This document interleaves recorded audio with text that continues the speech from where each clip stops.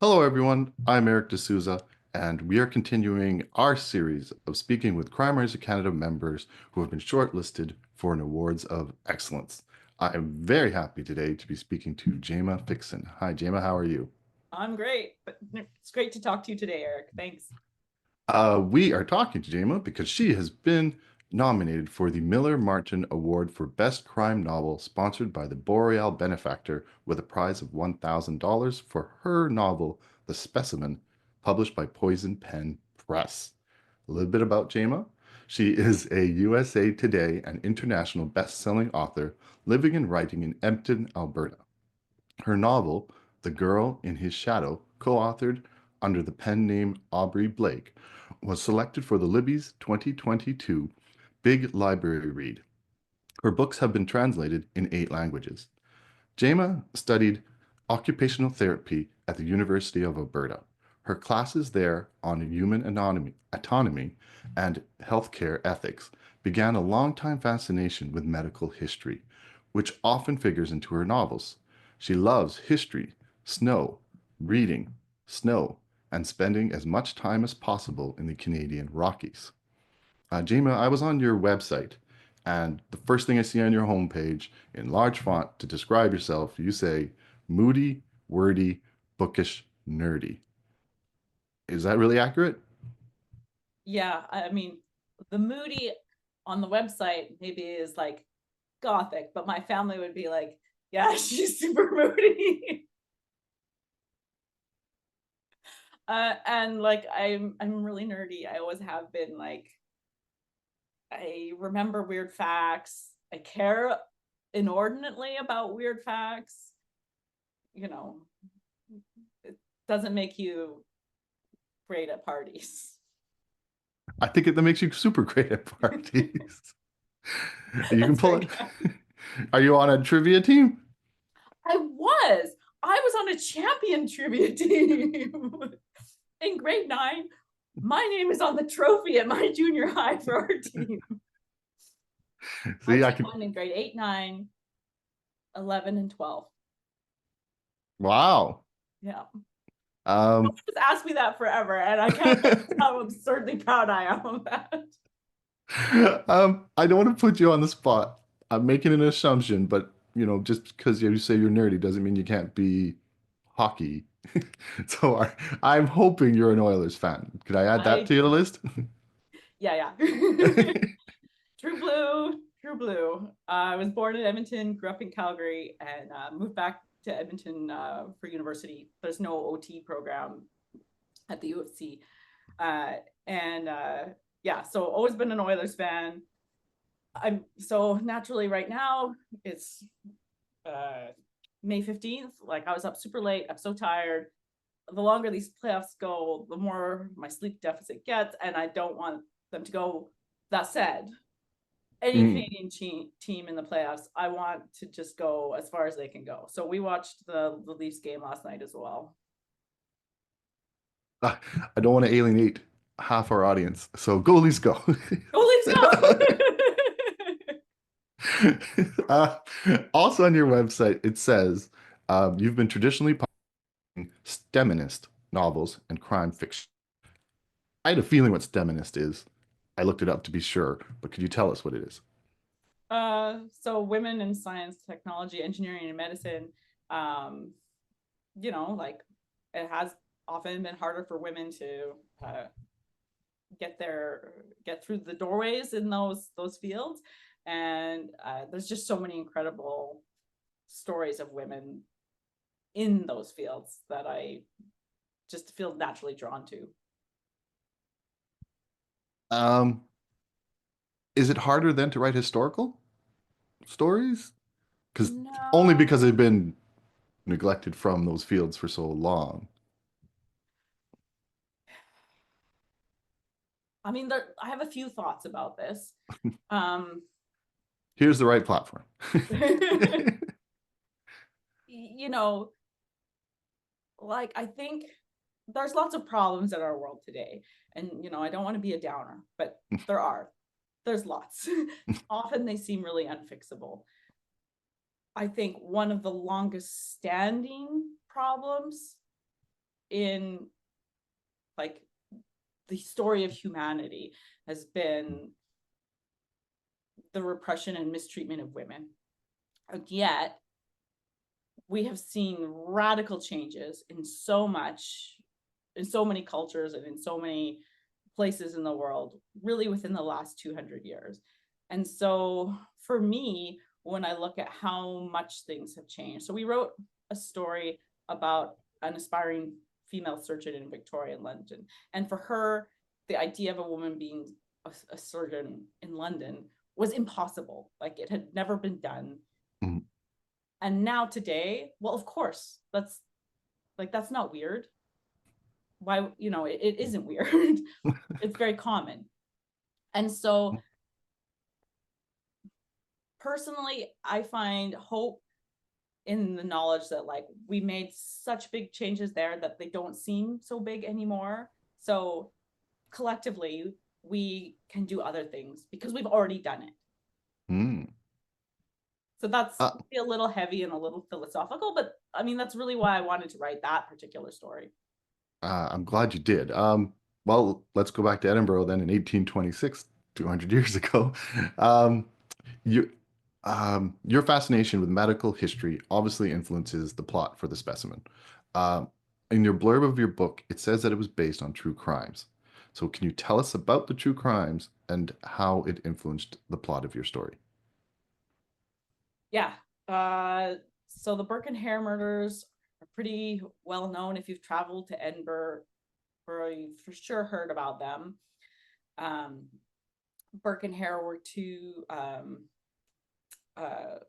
working class Irish immigrants who there was a tremendous need for cadavers for teaching in the Edinburgh University because it was maybe the arguably leading medical center in Europe at the time.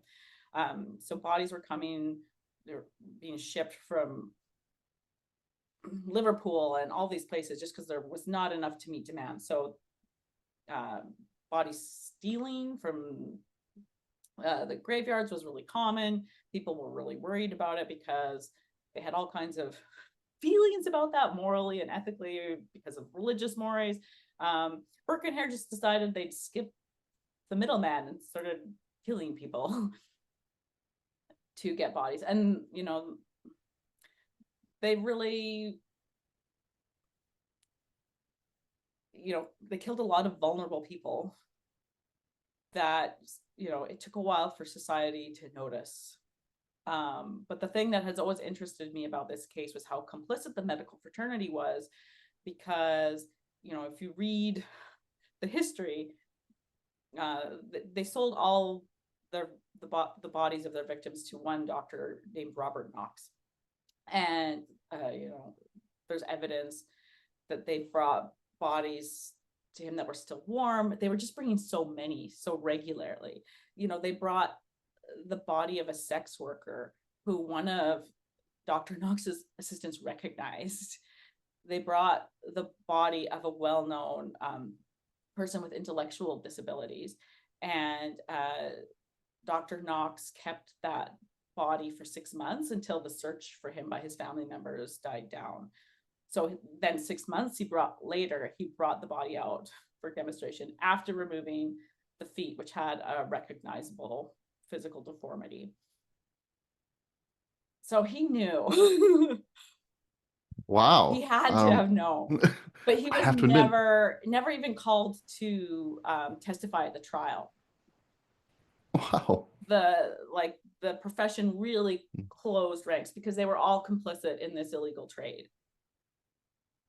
Wow. Well, I can see where the influence is. Can you tell us Mm-hmm. about your plot then? Mm-hmm. And Dr. Burnett? Yes, yeah. So Burnett is a reimagined Knox for sure. So I wanted to, when I had the idea for this book, it was really easy to reimagine Knox as Burnett. And, I wanted to write a story where he didn't get off so lightly. Spoiler. um, well, I haven't met him, but I met him in your book. I'm listening to the book. And he's a very interesting character. And there's a line that you wrote very early on. about him that said that genius was often tactless. And it sort of described, um, where did that line come from? Because I fell in love with your book as soon as I read that line. um, I think like Knox is someone who he he jettisons his scruples in pursuit of science, in pursuit of an arguably laudable goal, right? Like pursuing knowledge, advancing medical science is a good thing, right? Kind of. Uh, and uh, I guess I paired that with some of my clinical experience working with um, people who are neurodiverse in different ways. And sometimes, you know, a neurodiverse person has a special interest that is very consuming. And sometimes, not necessarily together, picking up on some of those social cues is harder. So he's someone that, except this is like obviously exponentially bigger, right? Like he's not just missing the social cues. He's somehow missed the breaks and the scruples that should slow him down when he's pursuing this goal. I mean, but we see that, right? Like, Well, enough about him. Let's talk about Isabel. I don't think it's a spoiler because it's pretty much in the blurb. Um, she has a sick son. He goes missing, almost similar to history, but she comes across evidence in his, I don't know, his lab or his specimens. Again, I don't think it's spoiler worthy. no. Could you tell us her predicament? Uh, well, she's a mom. She's lost her son. She's like kind of a wreck. And I mean, that part was kind of hard to write, like all the grief, right? Um, but you know, that was an important part of her arc and her story. And you know, when she finds, you know, suspects that something is amiss, like that her son's kidnapping was not random, that it was not just, you know, a tragedy, there was more of a conspiracy behind it. I think that's the beginning for her of the decision to perceive herself as a person who can make change and try things that maybe give her a sense of power, because she has not felt powerful in her life. I have to say, I think I said I'm listening, so I'm hearing her flight and the tenderness in Tommy. It does come across very well in the words. Also, maybe in the delivery though, because I want to give kudos to Kathleen McCarran, the person who's reading the book or narrating the book rather. Fantastic job. If anybody ever was considering getting an audiobook, I'd say start here and it'll win you over. Did She's you a get to pick brilliant her? performer. I Probably not, did. right? Oh, you did. Did. Recorded Books, who publishes my audio, they, I don't send them a name of like, I'd like so and so, but they send me samples and I can say, well, if this person's available, they're my top pick. And that was the case with Kathleen. And I listened to maybe as many as 15 samples for this one. And she just felt really right. And she also, I thought, had the ability to voice Thomas in a way that, you know, it's hard for one actor, I think. I mean, I've actually talked to Kathleen about this, which was really cool. I don't know how they do it, and it was interesting to hear about how she kind of uses different ingredients with pacing, with tempo, with the staccato or the softness of the word sounds. So yeah, there's a real art in the performance, and it was evident in her sample. So I just wanted it for my book immediately. And normally it's hard for me to listen to audio of my books because I still feel really self-conscious. And when I hear the audio, I'm more likely to notice mistakes or things that I all of a sudden hate that I wish I hadn't done in that book. And it's published now and it's too late. So it's really hard to listen to a book that I've written without turning off that internal editor. But when I started listening to the specimen, I still noticed a few mistakes that I wish I had changed. But I was able to be immersed in it so much. And I listened to it in 2 days, which I have never done before with a book of mine. And I seldom do with another audiobook. So I feel like I got as close to an ordinary little listener experience with my own book as I'm ever going to get. So like credit to Kathleen. She's incredible. Yeah, I will agree too. That's a lot of freedom that you often don't get traditionally published. And I know you've been, or you have self-published too. So you're what some people call a hybrid. Do you have a preference? I mean, Poison Pen I hear is great, I'm but I really, also like the control of self-publishing. yeah, I do miss some of the control. Like, and I definitely, it's just helpful to like consider that like my editor and my agent are like my boss. Right? So I'll like float ideas to my editor or to my agent, sorry, not my editor. And she'll be like, yeah, no, that one has no legs. Try again. Which never happened when I was self-publishing. So like I guess I do miss the total freedom, but I do like that with traditional the there's more help, right? Like Mhm. I get a voice actor like Kathleen McCarran. Cover is beautiful. I get a publicist. Like that's really helpful. um, and because I balance writing with a clinical practice, it's easier to do both. Yeah, okay. Yeah, I can see that. Did you have any feedback on the cover? Because kudos to whoever did the cover too. It's beautiful. I loved the cover so much.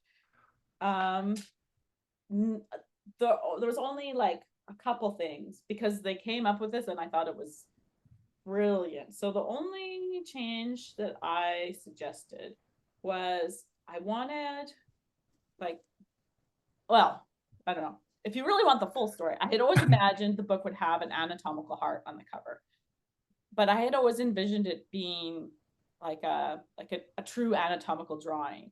But then they showed me this and it just felt so right because this anatomical heart and these flowers are made to look like they've been embroidered.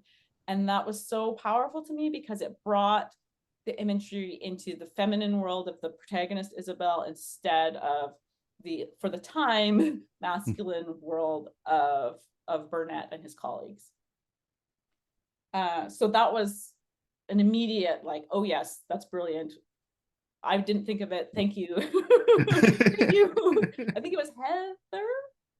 I'll have to double check because I never actually talked to the designer, but we go through my editor. But the other thing I wanted was in my mood boards, I had a lot of imagery of carrion birds. And so I thought it would be nice if we could work that in. So they added this little raven or crow on the spine that you don't really like here on the cover. You don't see it, you just see some brushwork that looks like shadow, but when you turn it over, you realize the brushwork is the wings. So that made me happy. It's a nice concession. Um, I guess we'll leave it at that. Do you have anything coming up though? Anything we can look forward for you? Yes, I have another Audrey Blake book. So these are the ones I co-write with my friend Regina under the pen name Audrey Blake. So we have about our Victorian surgeon. The third novel in that series is coming out, I think February next year. It's going to be called All in Her Hands. And I have a book that's currently in line, and its title is to be determined, but my working title is for it is Click, and it's about a former mountain climber who's now a wheelchair user in 1950s Canmore, who's sister is suspected of murdering her ex-husband, and so he's trying to get her out of trouble. Wow, you seem very busy. I mean, we're all kind of busy. Well, we'll leave it at that. I wish you the best of luck. As I tell everyone, I don't know who won. So we'll have to wait another couple of weeks. But good luck. I'm just like blocking it from my brain. And, like, to be honest, Eric, like see my name alongside such amazing other authors who like, wow, like I've already like had to like pinch myself so many times. So Well, yeah, you're in very good company. thank you. Thank you. So, It's a real congratulations. honor. And congratulations and good luck. Thanks, Eric.